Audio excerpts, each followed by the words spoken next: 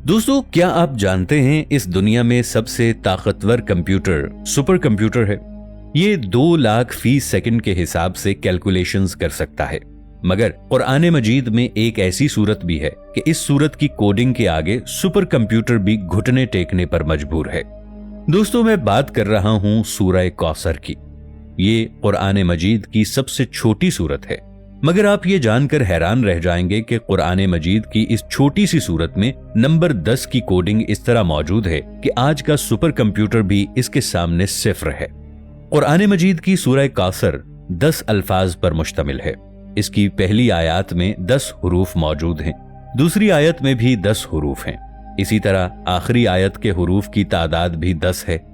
वो हुरूफ जो इस सूरत में एक एक मर्तबा आए हैं, उनकी तादाद भी 10 है।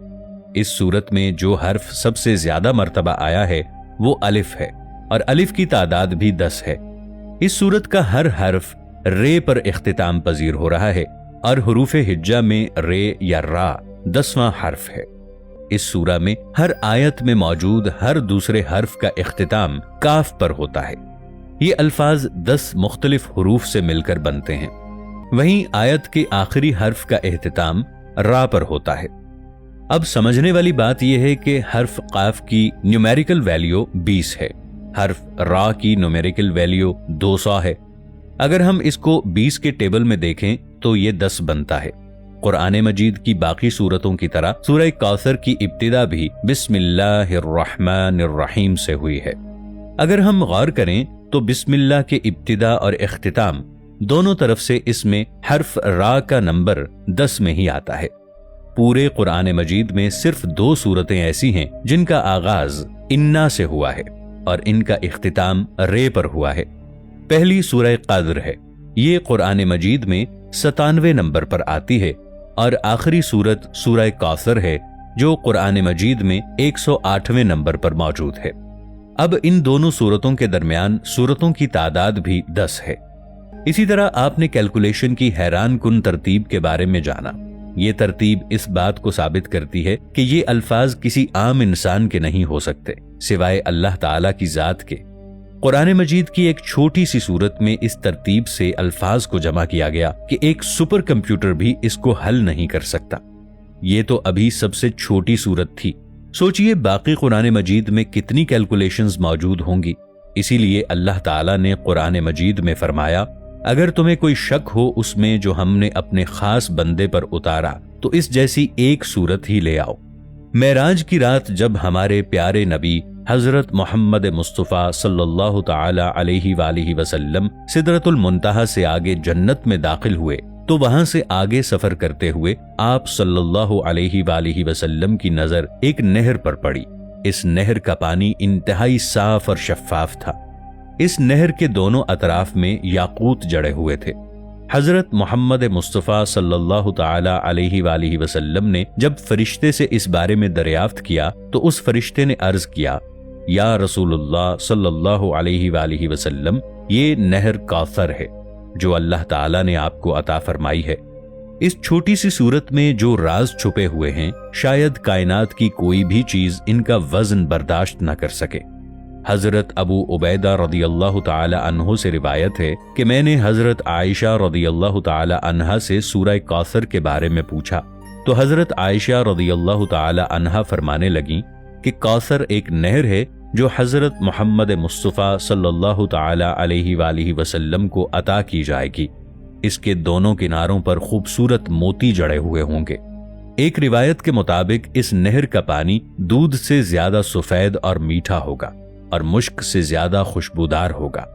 एक मसलक के मुताबिक कौसर हजरत फातिमा रदियल्लाहु ताला अन्हा का नाम है, जबकि कुछ लोगों के मुताबिक कौसर से मुराद एक कसम है, और एक मसलक के मुताबिक कौसर जन्नत में एक नहर के पानी का नाम है। और ये अकीदा दुरुस्त है क्योंकि एक हदीस शरीफ में कौसर को एक नहर बताया गया है और इसे हाज़े कौसर कहा गया है, और ये नहर जन्नत में बह रही है। इस नहर को हाज़े कौसर कहने की वजह वो कसरत है जो इस नहर के पानी के साथ मिल जाता है, और इस बात का मतलब हमें हजरत मोहम्मद सल्लल्लाहु अलैहि वालिहि वसल्लम की एक हदीस से वाज़ेह हो जाता है, जिसमें हुजूर नबी करीम सल्लल्लाहु ताला अलैहि वालिहि वसल्लम ने फरमाया کہ روز قیامت میں تمہاری کثرت کی وجہ سے دوسری امتوں پر فخر کروں گا۔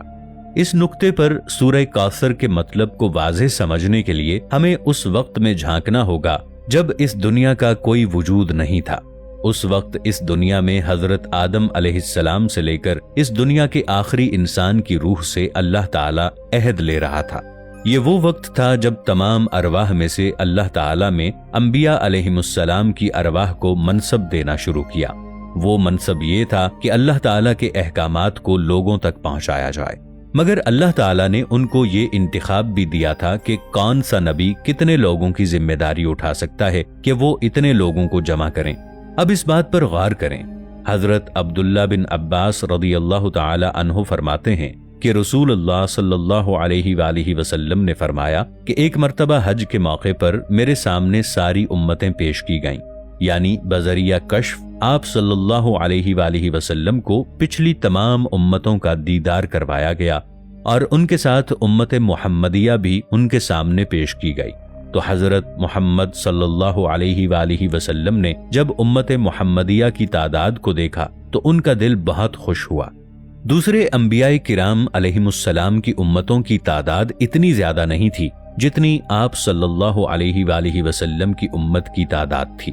دوسرے انبیاء کرام علیہم السلام سے زیادہ تعداد کی وجہ بھی یہی ہے کہ حضرت محمد مصطفیٰ احمد مجتبی صلی اللہ تعالی علیہ وآلہ وسلم سے پہلے جتنے بھی انبیاء کرام آتے، ان کے بعد ایک اور نبی آ کر پہلے والے نبی کے کام کو آگے بڑھاتا، جو کہ اللہ تعالیٰ کے احکامات کو لوگوں تک پہنچانا تھا۔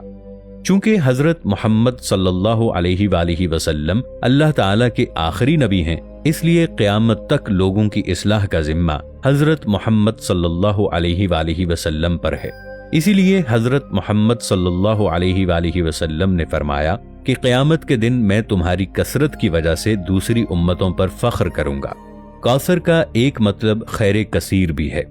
حوض کوثر اور اس کثرت کا مطلب یہی ہے کہ جو امتی پل صراط سے گزر کر آگے بڑھیں گے تو حضرت محمد صلی اللہ علیہ وآلہ وسلم ان لوگوں کو حوض کوثر سے پانی پلا کر ان کے اجسام کو صاف کر دیں گے، کیونکہ حوض کوثر سے آگے جو مرحلہ ہوگا وہ آخری مرحلہ ہوگا اور وہ مرحلہ جنت میں جانے کا ہوگا۔ حوض کوثر کا پانی پلا کر انسانوں کا جسم جنت میں جانے کے لیے تیار کیا جائے گا، کیونکہ یہ پانی پیے بغیر کسی بھی انسان کا جسم جنت میں جانے کے لیے تیار نہیں ہوگا اور اس کا جسم جنت میں داخلے کو برداشت نہیں کر سکے گا۔ اس کا مطلب یہ ہوا کہ وہ پانی صرف پیاس بجھانے کے لیے نہیں ہوگا، بلکہ ایک انسان کے پورے جسم کو صاف کرنے والا پانی بھی ہوگا۔ جیسا کہ جب حضرت آدم علیہ السلام کو اللہ تعالیٰ نے ایک خاص درخت کے پاس جانے سے منع فرمایا تھا، مگر شیطان کے بہکاوے میں آ کر حضرت آدم علیہ السلام نے اس درخت کا پھل کھا لیا۔ اس پھل کو کھانے سے پہلے حضرت آدم علیہ السلام اور اماں حوا کی کیفیت کچھ اور تھی، مگر جیسے ہی انہوں نے پھل کھایا تو اس پھل میں موجود طاقت کی وجہ سے آپ علیہم السلام کے جسموں میں تبدیلیاں آنا شروع ہو گئیں۔ ان دونوں نے اپنے جسموں کو پتوں سے ڈھانپنا شروع کر دیا۔ ان کے جسموں میں وہ عمل ہوا جس سے ان کے جسم میں تبدیلی شروع ہوئی۔ بالکل اسی طرح سے حوض کوثر سے پانی پی کر ایک انسان کا جسم مکمل طور پر تبدیل ہو جائے گا، اور یہی تبدیلی ایک انسان کو جنت کی طرز زندگی کو برداشت کرنے کی طاقت فراہم کرے گی۔ آسان الفاظ میں حضرت آدم علیہ السلام کے وہ پھل کو کھانے سے انسان کو جو حاجت پیش آئی تھی، حوض کوثر کا پانی پینے سے وہ حاجت ختم ہو جائے گی اور انسان صاف ستھرا تمام برائیوں سے پاک جنت کے پاک اور صاف ستھرے باغات میں داخل ہو جائے گا۔ یہ کثرت ان امتوں کی ہوگی جو حضرت محمد صلی اللہ علیہ وآلہ وسلم کے حصے میں اربوں کی تعداد میں حوض کوثر کا پانی پیے گی۔ قرآن مجید میں سورہ کوثر کا نزول اس وقت ہوا تھا جب حضرت محمد صلی اللہ علیہ وآلہ وسلم کے بیٹے قاسم کا بچپن میں ہی انتقال ہوا تھا۔ تو کفار مکہ خاص طور پر عاص بن وائل آپ کو یہ طعنہ دینے لگے کہ اب آپ کی نسل آگے نہیں بڑھ سکے گی۔ تو تب اللہ تعالیٰ نے یہ سورت نازل فرمائی اور فرمایا کہ اللہ تعالیٰ نے آپ کو ایک ایسی نعمت عظیم سے نوازا ہے جو کسی نبی اور رسول کو بھی عطا نہیں کی گئی، یعنی حوض کوثر۔